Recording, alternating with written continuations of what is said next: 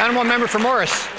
Mr. Speaker, at the end of the day on Friday, November 28, 2014, 122 not-for-profits that provide essential frontline services to many of our most vulnerable citizens in the province received an email. It said, despite our signed agreement, we want 4% of your budget back, we want it now, and we want you to give it to, and if you don't give it to us, we want written rationale. And it was signed by today's NDP. Mr. Speaker, are Manitoba's finances in such poor shape that not-for-profits and their clients are unsafe from today's NDP? The Honourable Minister of Jobs and the Economy. Thank you, Mr. Speaker. I do want to let all members of the House know, of course, we continue to provide stable, long-term funding to non-profit organizations, community-based organizations. That's right. These organizations provide stability for individuals going into that critical first job. That's right. They provide stability and training and upgrading. They help keep our community safe and healthy. We also know that, Mr. Speaker, that the organizations don't just provide support to the individual, but they provide support to all the family members, Mr. Speaker. Right. The Premier was clear. There was a miscommunication to a small amount of agencies. That has been clarified. These organizations continue to do good work. We continue to be proud of the work they do, Mr. Speaker, and we will continue to support those organizations, Mr. Speaker. Absolutely, that's exactly right. Honourable member for Morris.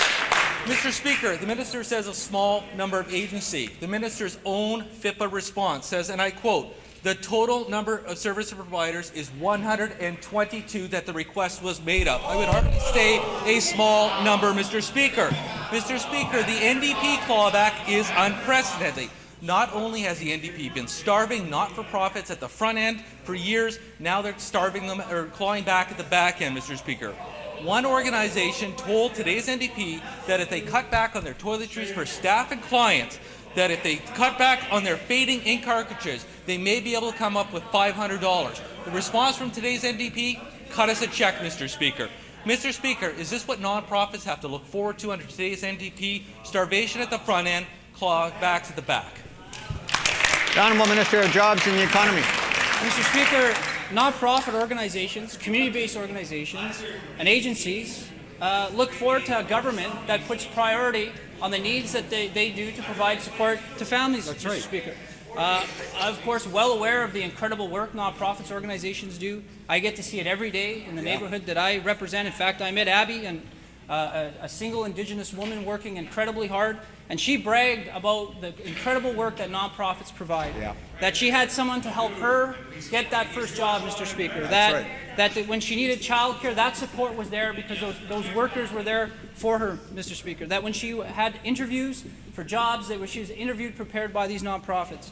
Mr. Speaker, we're incredibly proud of the work that our organizations do every day.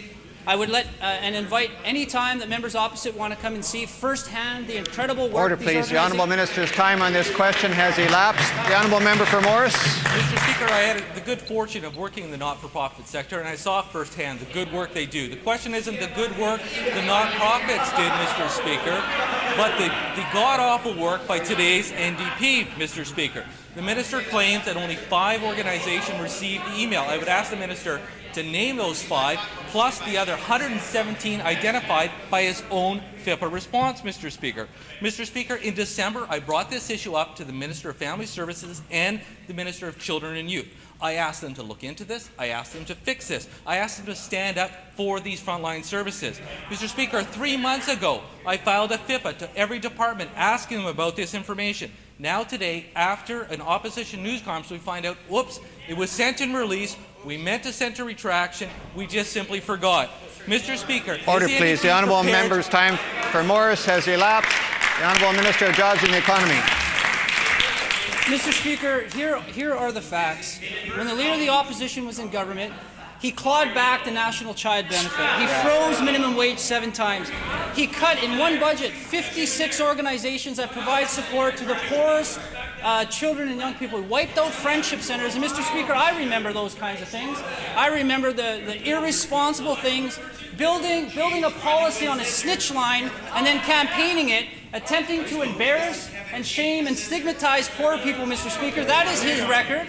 He has never taken responsibility for that record, Mr. Of course Speaker. not. This side of the House, we continue to invest in nonprofit organizations. Right. They continue to thrive and do incredibly well, Mr. Speaker.